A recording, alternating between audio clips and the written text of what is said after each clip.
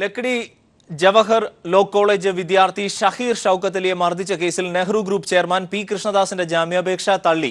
Vadakkanchery magistrate കോടതിയാണ് കൃഷ്ണദാസ് ഉൾപ്പെടെ 3 പ്രതികൾക്ക് ജാമ്യം നിഷേധിച്ചത്.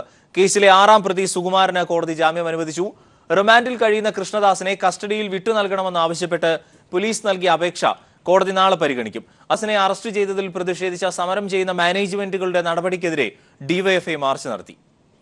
പാലക്കാട് ലക്കിടി ജവഹർ ലോ കോളേജ് വിദ്യാർത്ഥി ഷഹീർ ഷൌക്കത്ത് അലിയെ മർദ്ദിച്ച കേസിൽ റിമാൻഡിലായ നെഹ്റു ഗ്രൂപ്പ് ചെയർമാൻ പി കൃഷ്ണദാസിന് വടക്കാഞ്ചേരി മജിസ്ട്രേറ്റ് കോടതി ജാമ്യം നിഷേധിച്ചു. കൃഷ്ണദാസിന് പുറമെ ലക്കിടി കോളേജ് PRO വത്സലകുമാർ, കായികാധ്യാപകൻ ഗോവിന്ദൻകുട്ടി എന്നിവരുടെ ജാമ്യാപേക്ഷയും കോടതി തള്ളി. അതേസമയം 6ാം പ്രതിയും കോളേജിന്റെ അഡ്മിനിസ്ട്രേഷൻ മാനേജരുമായ സുകുമാരന് ഉപാധികളോടെ ജാമ്യം അനുവദിച്ചു.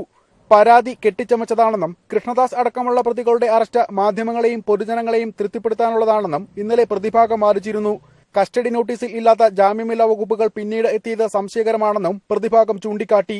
എന്നാൽ കോളേജിനെതിരെ പരാതി നൽകിയ വിദ്യാർത്ഥിയെ ഉപദ്രവിക്കാനുള്ള ഗൂഢലക്ഷ്യത്തോടെയാണ് പ്രതികൾ പ്രവർത്തിച്ചതെന്ന് സർക്കാർ അഭിഭാഷകൻ ബോധിപ്പിച്ചിരുന്നു. അറസ്റ്റിന്റെ 2ാം ദിവസം ജാമ്യം നൽകുന്നത് അന്വേഷണത്തെ ബാധിക്കുമെന്നും കൂടുതൽ തെളിവ് ശേഖരിക്കാൻ കസ്റ്റഡിയിലെടുത്ത് ചോദ്യം ചെയ്യേണ്ടതുണ്ടെന്നും പ്രോസിക്യൂഷൻ അറിയിച്ചു. ഇക്കാര്യങ്ങൾ പരിഗണിച്ചാണ് കൃഷ്ണദാസിന്റെ ജാമ്യാപേക്ഷ തള്ളിയത്. കൃഷ്ണദാസിന്റെ അറസ്റ്റിൽ പ്രതിഷേധിച്ച് സ്വാശ്രയ കോളേജുകൾ അടച്ചിട്ട മാനേജ്മെന്റ് അസോസിയേഷനെതിരെ സംസ്ഥാന വ്യാപകമായി SFI മാർച്ച് നടത്തി. നെഹ്റു ഗ്രൂപ്പിന്റെ പാമ്പാടി ലക്കിടി ക്യാമ്പസുകളിൽ വിദ്യാർത്ഥികൾ പ്രതീകാത്മകമായി ക്ലാസ് നടത്തി. റിമാൻഡിൽ കഴിയുന്ന കൃഷ്ണദാസ് അടക്കമുള്ള പ്രതികളെ കസ്റ്റഡിയിൽ വിട്ടു നൽകണമെന്നാവശ്യപ്പെട്ട പോലീസ് വടക്കാഞ്ചേരി മജിസ്ട്രേറ്റ് കോടതിയിൽ അപേക്ഷ നൽകി. News bureau, Thrissur. നെഹ്റു ഗ്രൂപ്പിന്റെ കീഴിലുള്ള കോളേജുകളിൽ വിദ്യാർത്ഥി പീഡനം നടക്കുന്നതായി സർക്കാർ ഹൈക്കോടതിയിൽ. അനാവശ്യ പണപ്പിരിവ് നടത്തുന്നുവെന്നും ചോദ്യം ചെയ്യുന്നവരെ പീഡിപ്പിക്കുന്നുവെന്നും സർവകലാശാല നടത്തിയ അന്വേഷണത്തിൽ കണ്ടെത്തിയെന്ന് സർക്കാർ കോടതിയെ അറിയിച്ചു. പി കൃഷ്ണദാസിന്റെ ജാമ്യ ഹർജിയിൽ നാളെ ഹൈക്കോടതി വിധി പറയും. മതിയായ തെളിവുകൾ ലഭിച്ചതിനാലാണ് കൃഷ്ണദാസിനെതിരെ ജാമ്യമില്ലാ വകുപ്പുകൾ ചുമത്തിയത് എന്നും പ്രോസിക്യൂഷൻ ഹൈക്കോടതിയെ അറിയിച്ചു. പി കൃഷ്ണദാസിന്റെ ജാമ്യഹർജിയും PRO സഞ്ജിത് വിശ്വനാഥന്റെ മുൻകൂർ ജാമ്യഹർജിയുമാണ് ഹൈക്കോടതി പരിഗണിച്ചത്. 2 ഹർജികളിലും വിശദമായ വാദം നടന്നു. പ്രോസിക്യൂഷനു വേണ്ടി ഹാജരായ സ്റ്റേറ്റ് അറ്റോർണി സോഹൻ ജാമ്യാപേക്ഷയെ ശക്തമായി എതിർത്തു.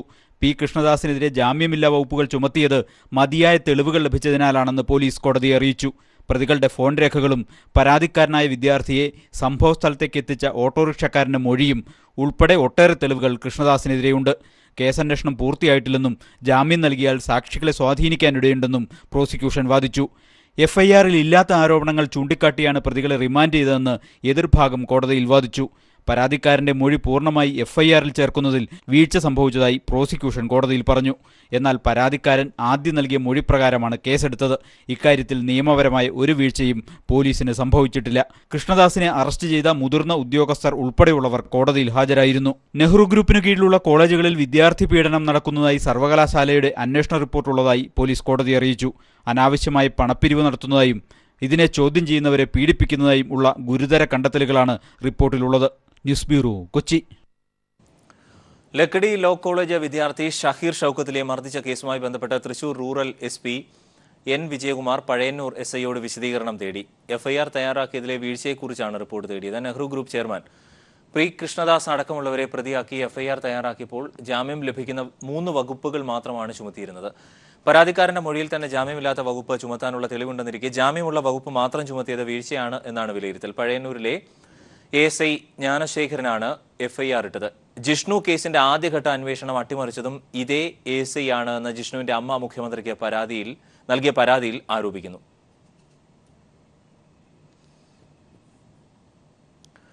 ജിഷ്ണുവിന്റെ അമ്മയ്ക്കെതിരെ ബാർ കൗൺസിൽ ഓഫ് ഇന്ത്യ നിയമ നടപടിക്ക്. ഹൈക്കോടതി ജസ്റ്റിസിന് എതിരെ അപകീർത്തികരമായ കേസ് കൊടുത്തതിനാണ് നിയമ നടപടിക്ക് ഒരുങ്ങുന്നത് എന്ന് ബാർ കൗൺസിൽ അംഗം TS അജിത് ദില്ലിയിൽ പറഞ്ഞു.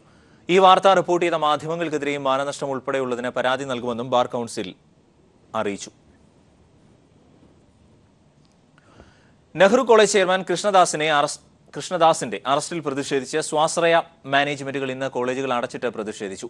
എന്നാൽ ഒരു വിഭാഗം സമരത്തിൽ നിന്ന് വിട്ടുനിന്നു. അതേസമയം കൃഷ്ണദാസിന്റെ അറസ്റ്റ് ചെയ്തതിൽ പ്രതിഷേധിച്ച് സംസ്ഥാനത്തെ സ്വാശ്രയ കോളേജുകൾ അടച്ചിട്ട നടപടിക്കെതിരെ ഡിവൈഎഫ്ഐ കൊച്ചിയിൽ മാർച്ച് നടത്തി.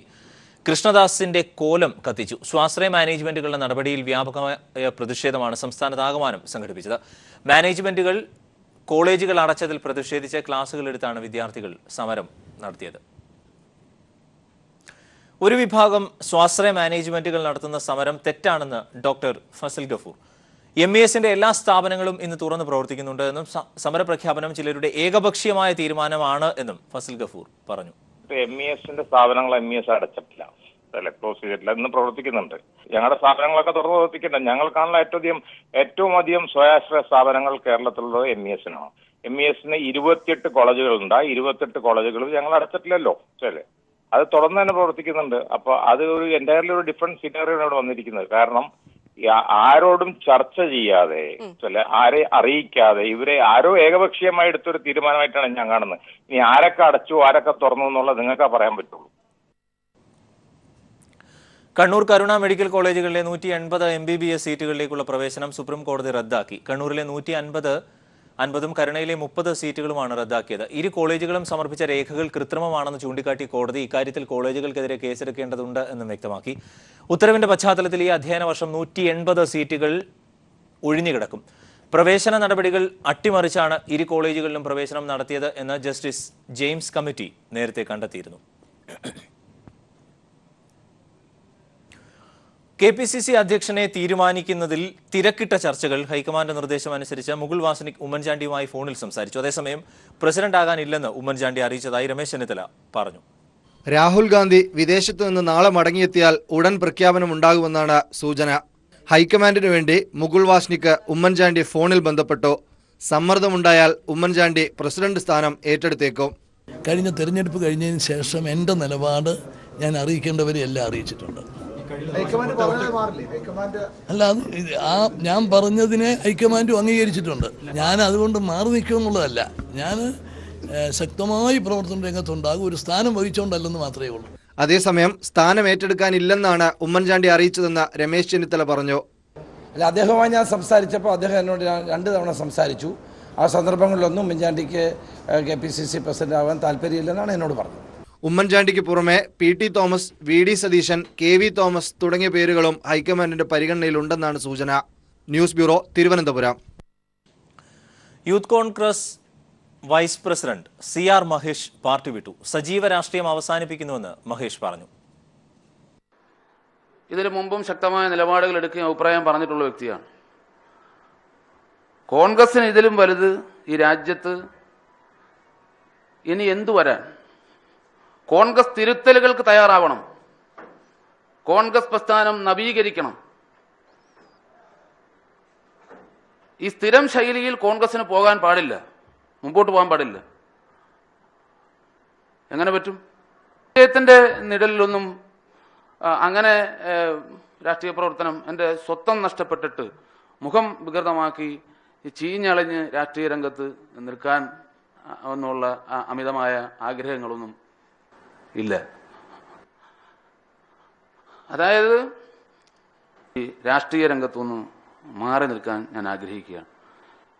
കോൺഗ്രസ് രക്ഷപ്പെടണം, കോൺഗ്രസ് രാജ്യത്ത് തിരിച്ചു വരണം. പക്ഷേ ഇതൊരു മധുരമായ ഒരു പ്രതികാരമായി, ഒരു ശക്തമായ ഒരു പ്രതിഷേധമായി ജീവനുള്ള കാലത്തോളം കോൺഗ്രസ് മാനസികാവസ്ഥയുള്ള ആൾ തന്നെ ആയിരിക്കും. ഇപ്പോൾ തൽക്കാലം ഞാൻ എൻ്റെ മാനസികാവസ്ഥ ഞാൻ തൽക്കാലം ഒന്ന് മാറി നിൽക്കുകയാണ് രാഷ്ട്രീയ രംഗത്ത്. കേരളത്തിൽ പ്രതിപക്ഷം കൂടുതൽ ദുർബലമായി എന്ന് കോടിയേരി ബാലകൃഷ്ണൻ. മറ്റ് സംസ്ഥാനങ്ങളിലെ അതേ അവസ്ഥ തന്നെയാണ് കേരളത്തിൽ കോൺഗ്രസിന് ഉള്ളത് എന്നും കോടിയേരി പറഞ്ഞു. KPCC അധ്യക്ഷന് പകരക്കാരനെ നിയമിക്കാൻ പോലും കോൺഗ്രസിന് കഴിയുന്നില്ല എന്നും കോടിയേരി പറഞ്ഞു. BJP ആപൽക്കരമായ നിലയിൽ വർഗീയത ഇളക്കിവിട്ട് മതപരമായ ധ്രുവീകരണം നടത്തി മതനിരപേക്ഷതയെയും ജനാധിപത്യത്തെയും തകർക്കാനാണ് ശ്രമിക്കുന്നത്. ഈ വെല്ലുവിളി നേരിടാൻ കോൺഗ്രസ് പാർട്ടിക്ക് സാധ്യമല്ല എന്ന് വ്യക്തമാക്കപ്പെട്ടു കഴിഞ്ഞു. മറ്റ് സംസ്ഥാനങ്ങളിൽ BJPക്കെതിരായ ഒരു പ്രത്യയശാസ്ത്രം പോലും മുന്നോട്ട് വെക്കാൻ സാധിക്കാത്ത അവസ്ഥ കോൺഗ്രസിനുണ്ടായിരിക്കുകയാണ്. കേരളത്തിലെ പ്രതിപക്ഷം ഇന്ന് കോൺഗ്രസ് നേതൃത്വത്തിലുള്ള പ്രതിപക്ഷം UDF കൂടുതൽ ദുർബലമായി കൊണ്ടിരിക്കുകയാണ്. കോൺഗ്രസിന് മറ്റ് സംസ്ഥാനങ്ങളിലേതുപോലെ തന്നെയുള്ള അവസ്ഥ കേരളത്തിലും വന്നു കഴിഞ്ഞിരിക്കുകയാണ്. കോൺഗ്രസിന് KPCC പ്രസിഡന്റ് രാജിവെച്ചിട്ട് 2 ആഴ്ച കഴിഞ്ഞിട്ടും ഒരു പ്രസിഡന്റിന് ഒരാൾക്ക് ചാർജ് പോലും കൊടുക്കാൻ കഴിയുന്നില്ല. People exclusive. അയൽവാസിയായ ആൺകുട്ടിയുടെ മരണത്തിലും കുണ്ടറ പീഡനത്തിലെ പ്രതി വിക്ടറിന് പങ്കുണ്ട് എന്ന് വെളിപ്പെടുത്തൽ. 2010 കൊല്ലപ്പെട്ട അച്ചുവിന്റെ അമ്മയാണ് വിക്ടറിന്റെ പങ്ക് പീപ്പിൾ TVയോട് വെളിപ്പെടുത്തിയത്.